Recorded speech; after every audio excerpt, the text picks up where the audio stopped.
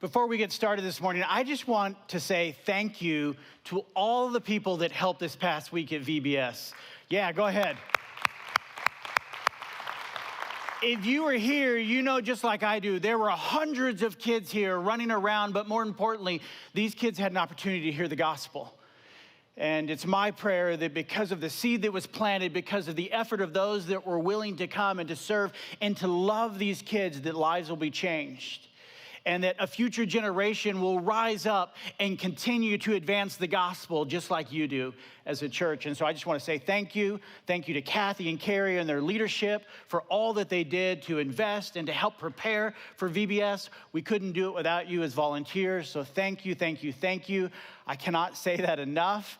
And it was, again, just amazing to watch all the kids here all week long. There's nothing like sitting in your office and you just hear the wall going bang, bang, bang, bang, and water bottles being dragged down the wall. But it's all good. It's all good because those kids had the opportunity to hear the message of Jesus Christ and how he loves them and how we just proclaim that through song. But he loves them. And because of that love that he sent his son Jesus to die on the cross for you and for me and for them. And so lives will be changed. I'm excited. Today we're beginning a brand new series called Joseph. And to really help us get started with where we're going, I want to tell you a story. See, the ground crew for Flight 232 was complete and it was cleared. There were 298 passengers nestled into their seat on the plane, and they hear the familiar speech about seatbelts and exits. But exactly 1 hour and 7 minutes after takeoff, a quote from one survivor said this: "All hell broke loose." The number 2 engine suddenly made a resounding boom. The flight panel immediately showed that the engine had failed. Its hydraulic system ceased to function. That normally would concern the captain, but not alarm him, because every DC-10 is equipped with 3 independent hydraulic systems. Over the entire plane, there existed only one small vulnerable spot where these 3 independent hydraulic systems existed.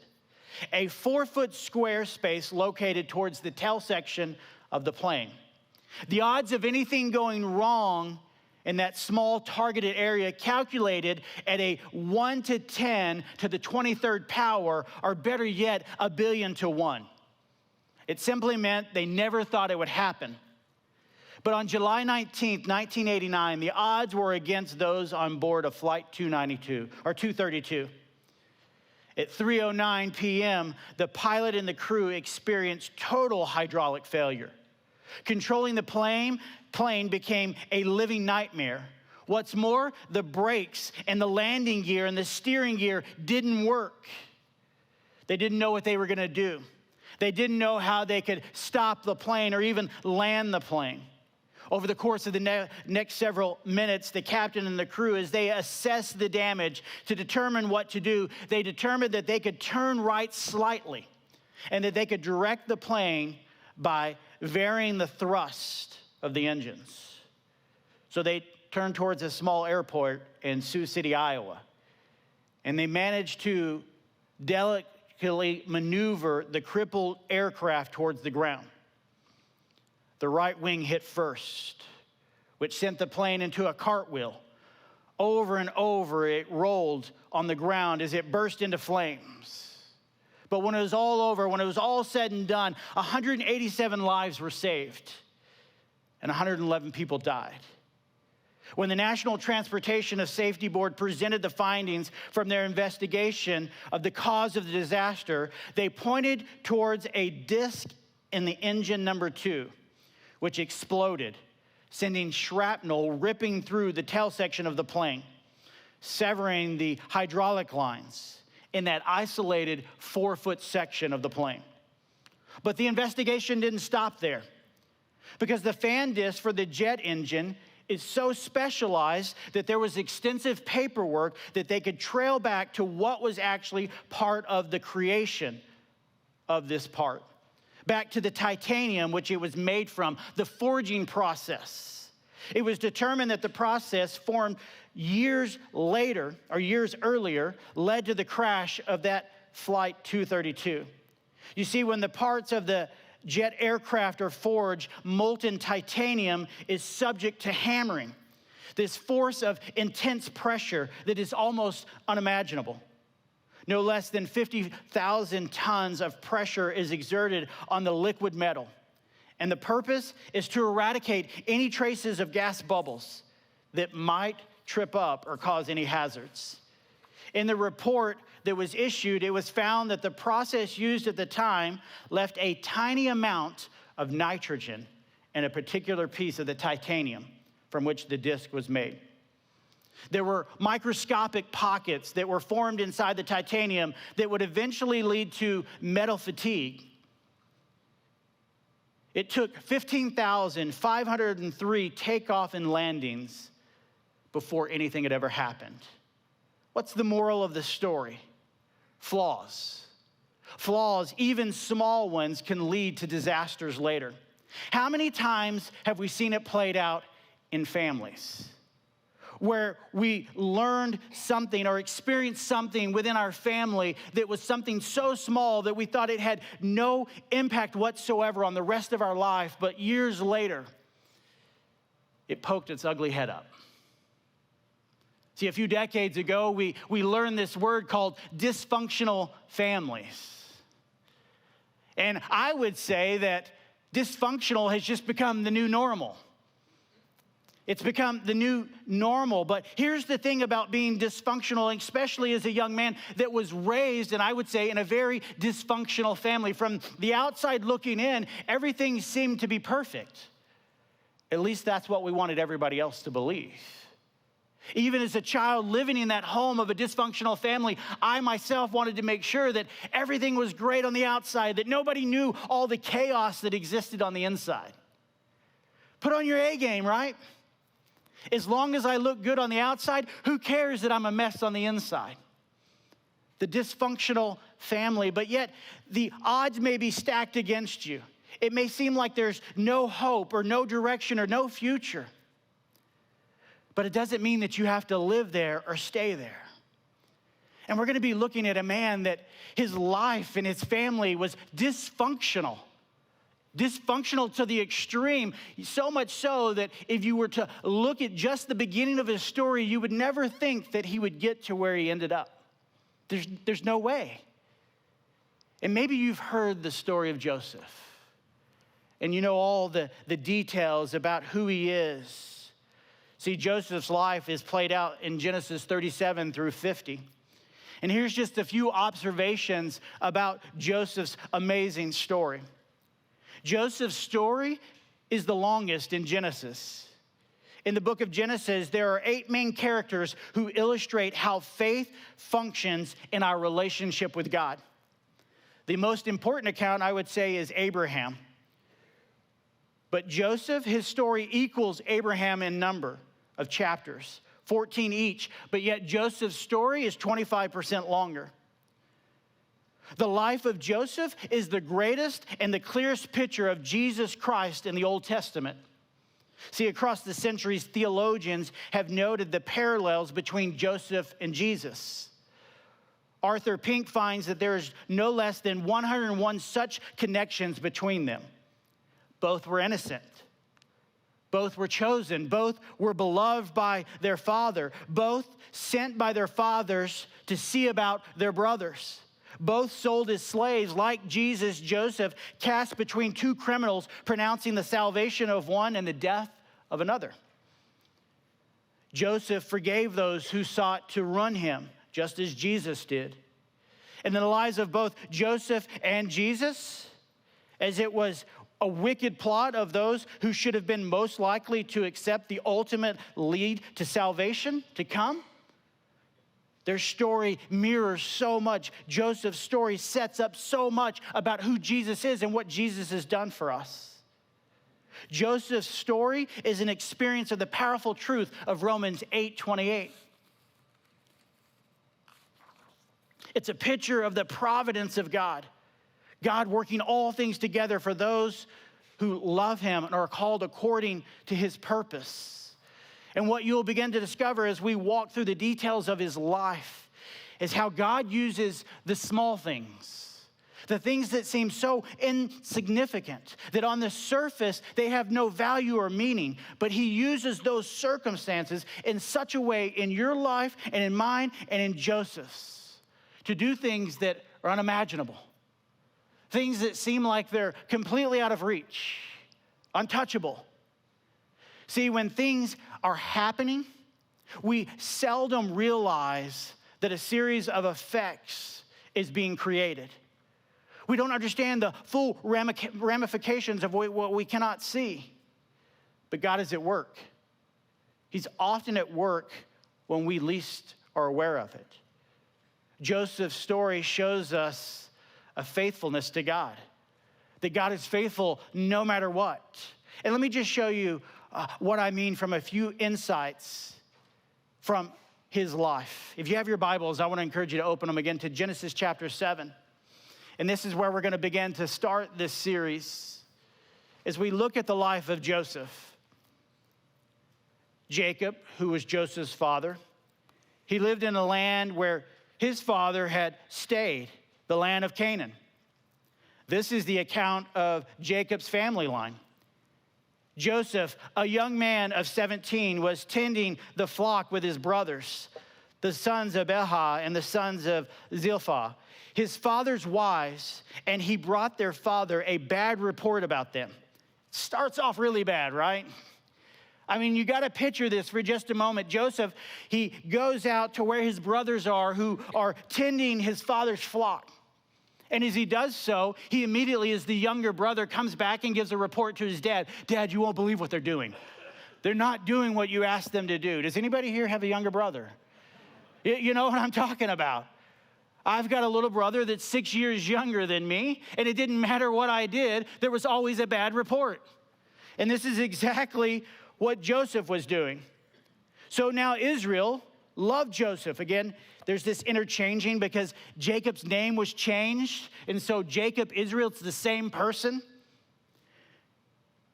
So now Israel loved Joseph more than any of his other sons. That's not a good statement. I mean, he's already gone out to the field and tattletaled on his brothers. And now his dad's saying, hey, he's the favorite. The one thing I know about being a parent is never tell your kids which one's the favorite. Don't do it. I tell my kids, the favorite one is the one that's actually minding right now. That's the favorite one. But Joseph's father goes, this is my favorite son, because he had been born to him in his old age. And he made an ornate robe for him. You may have heard it as the coat of many colors. When his brothers saw that their father loved him more than any of them, they hated him and could not speak a kind word to him. You would think that it would just stop there. But look at what it says going on in verse 5. Joseph had a dream. And when he told his brothers, mistake number one, don't tell your brothers when you have a dream. They hated him all the more. He said to them, listen to this dream I had. You were binding sheaves of grain out in the field when suddenly my sheaf rose and stood upright, while your sheaves gathered around mine and bowed down to it. His brother said to him, do you intend to reign over us? Will you actually rule us? And they hated him all the more because of his dream and what he had said. Then he had another dream. And he told his brothers, listen, he said, I had another dream. And this time the sun and the moon and 11 stars were bowing down to me. When he told his father as well as his brothers, his father rebuked him and said, what is this dream you had? Will your mother and I and your brothers actually come and bow down to the ground before you? His brothers were jealous of him, but his father kept the matter in mind. Dysfunction. I mean, if we're looking at a family that's dysfunctional, this epitomizes it. I mean, this is it. The younger brother, the one that's despised, that's hated. And when you continue on, what happens with those older brothers, out of that hatred for Joseph, they get rid of him. First, their approach is, let's kill him. Let's kill him and let's just throw him in a pit and let's just tell Dad that a wild animal came and just took him over and he's dead. Dad's sorry. And then his brother Reuben stands up and says, no, let's not kill him. Let's just throw him in one of those pits and hopefully an animal will come and take care of him and we'll just go back and we'll tell Dad that a beast took him and he lost his life and Dad will be sad, but it'll be okay because we'll get rid of the biggest problem in our life, our little brother. No, let's sell him. And so that's ultimately what they do is they sell him into slavery. See, the Bible cuts to the chase immediately, depicting the tension that existed in this home. The little picture here is just the tip of the iceberg. Joseph's family was so unbelievable that if it was made into a soap opera, no one would believe it. I mean, just listen to some of the accounts of his family. He had 3 stepmothers, 10 stepbrothers, 1 brother and a stepsister, and they all lived in the same home at the same time. Whew. His father Jacob was generally a godly person, but yet here he embraced polygamy that was common in that day, which opened the door to jealousy and insecurity and almost constant conflict among the wives. Jacob was also a passive parent whose lack of involvement in leadership brought incredible pain and confusion to his family. Joseph's brothers, they took turns being brutal, conniving, and openly immoral. To me, it sounds like something we would see on a Jerry Springer show. But growing up in Jacob's family, it was definitely no picnic. Yet amid of the infighting and the blatant sin, the bad examples, and the emotional manipulation, we can still see how God can use a story to overcome dysfunction. And over the next few weeks, we're going to learn exactly that. How God takes a guy that's in the middle of a dysfunctional family and does something incredible that only Joseph saw coming and yet still had the faith, even though he found himself with his back against the wall so many times. So what happens? What happens when you are living in the middle of dysfunction? How do we begin to overcome dysfunction? I think there's a few things that you and I can begin to learn from Joseph and how we can begin to overcome dysfunction. I think we first have to acknowledge God is sovereign. God is sovereign. Acknowledge God's sovereignty. Joseph, he believed in one simple truth, that God was always in control of everything, no matter how it turned out. And I know you may be looking at your life and you may be saying to yourself, Cory, you don't know where I've been or what I'm going through. And that's true. I don't. But I do know this, that we've all gone through something, whether we want to admit it or not. But can we, in the middle of whatever that dysfunction is in our life, still say that God is sovereign and that God is in control? He's thrown into a pit. He's sold into slavery. And as we will learn later, some of the other things that happens in the middle of Joseph's life, he still said, God has a plan. I don't understand it. I don't get it.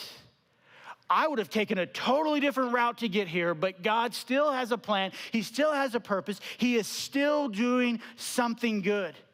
I mean, in Genesis 50:20, he says, you meant it for evil against me, but God meant it for good. And this is what he's saying to his brothers.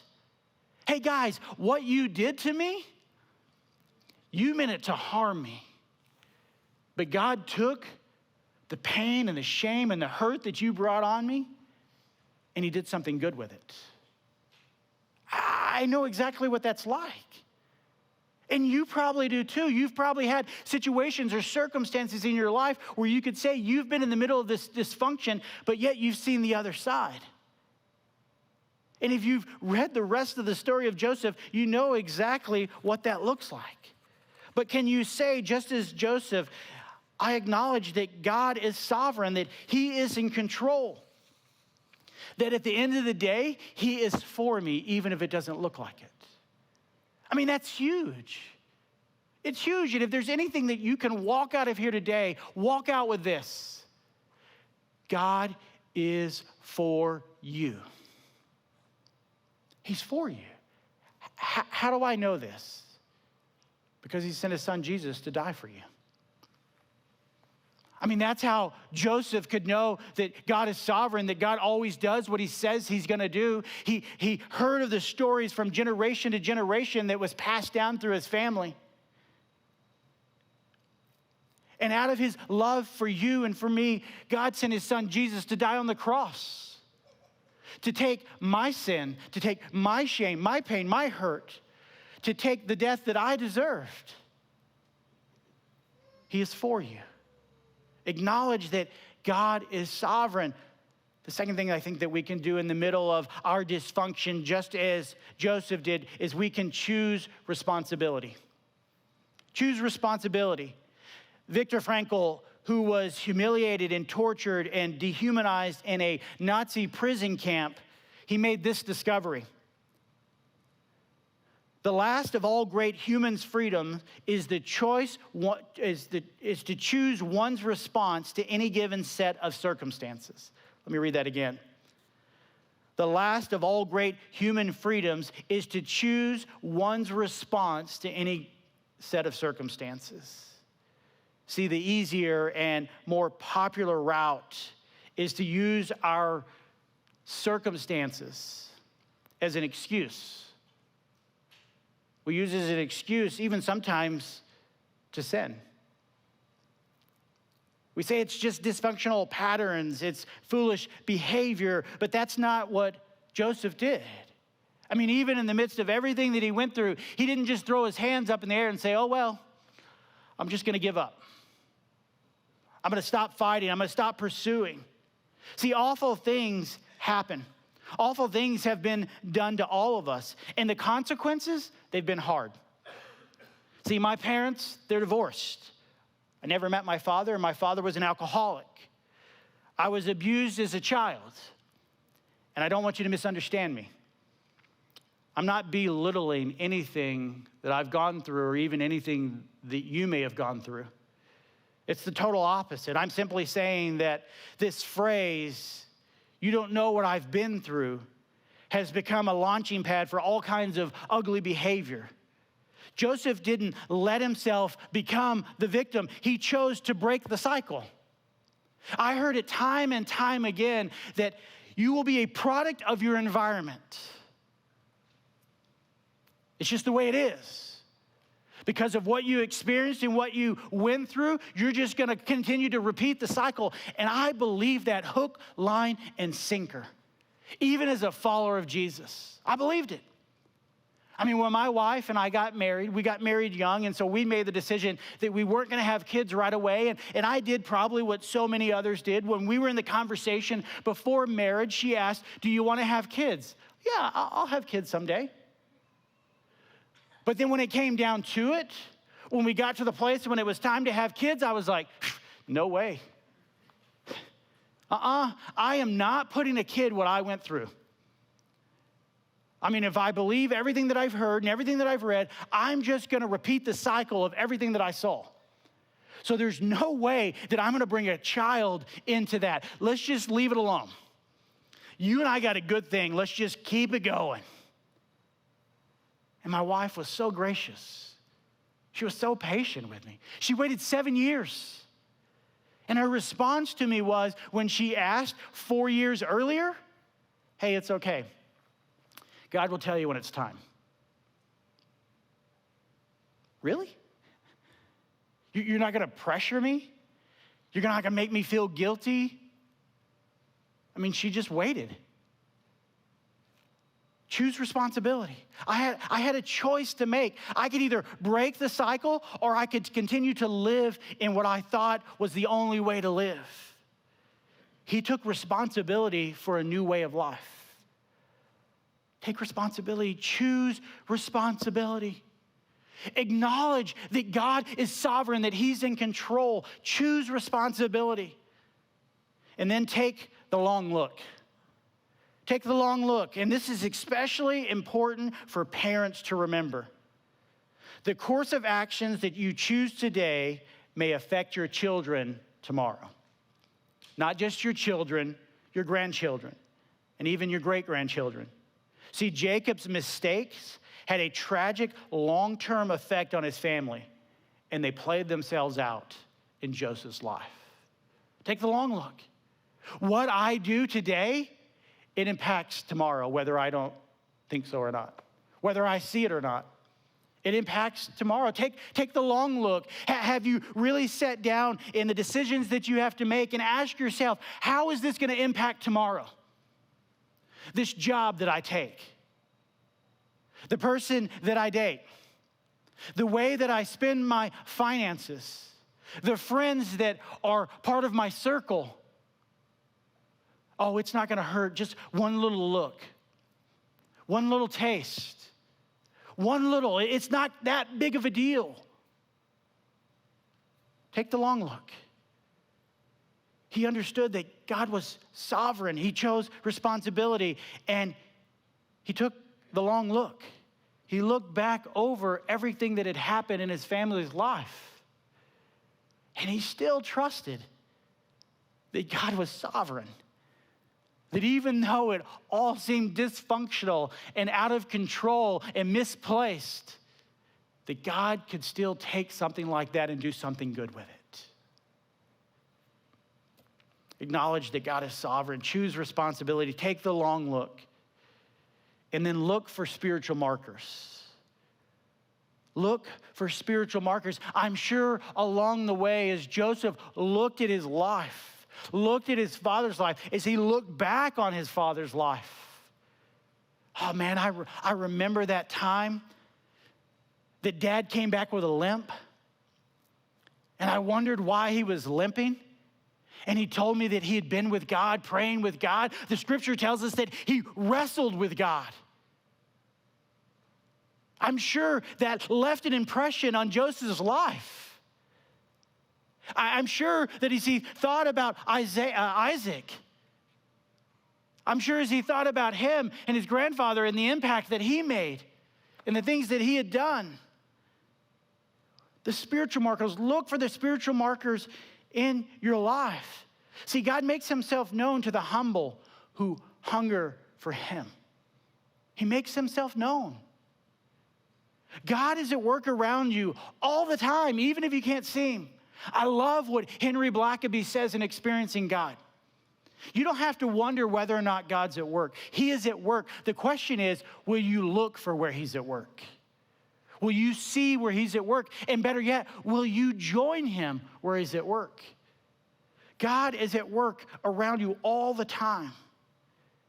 And more importantly, God has a specific purpose he's designed you to fulfill. He's got a specific purpose. God is always up to more than you and I could ever track or think of. But he'll leave us clues along the way. And that's what he did for Joseph. I mean, I could only imagine that as he's thrown in that pit, he's thinking, this is it, life's over. There's no more for me. Oh, if they took me out, then they put me into slavery. A life of slavery? Who wants to live that kind of life? And as you look at his life over and over, and you see that God is at work and that God is moving and God is doing something, Joseph remains confident. He continues to acknowledge that God is sovereign. He continues to choose responsibility. He takes the long look. He looks for spiritual markers. And then if there's anything, remember, God uses trials to purify and strengthen our character. He uses the tough times in our lives to prepare us for the good seasons.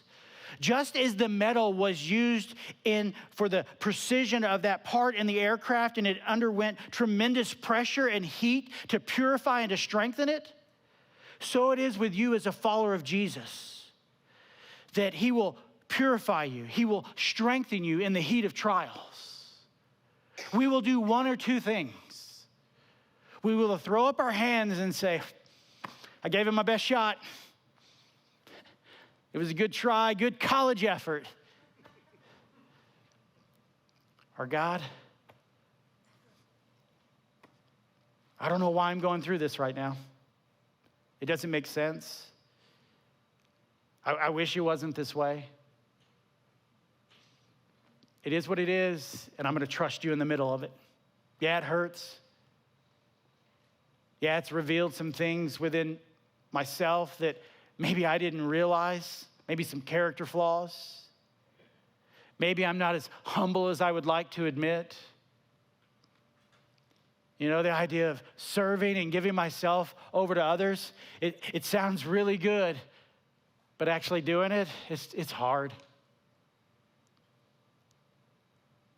Remember, God uses trials to purify and to strengthen our character. 1 Peter 4:12 and 13 says, "Beloved, do not be surprised at the fiery trial when it comes upon you to test you, as though something strange were happening to you, but rejoice insofar as you share Christ's suffering, that you may also rejoice and be glad when his glory is revealed." I don't know where you are right now. I don't know if you're in the middle of dysfunction. But I do know this: God hasn't forgotten about you. He hasn't left you. He hasn't abandoned you. Yeah, I know, we try to rationalize, well, it just doesn't make sense. It's not supposed to be this way. I did everything right.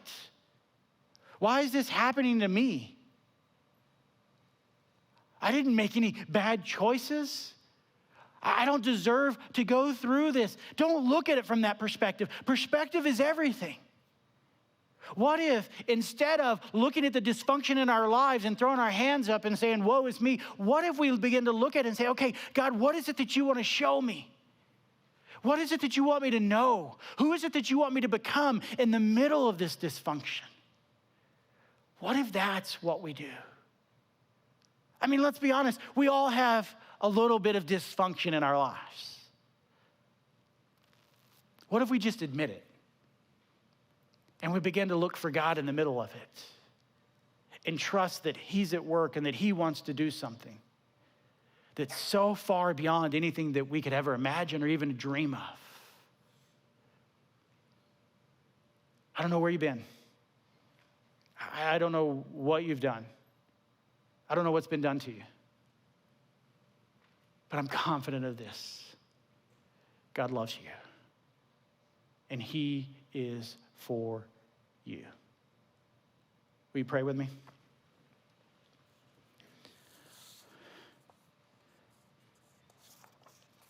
Father, it's my prayer that right here, right now,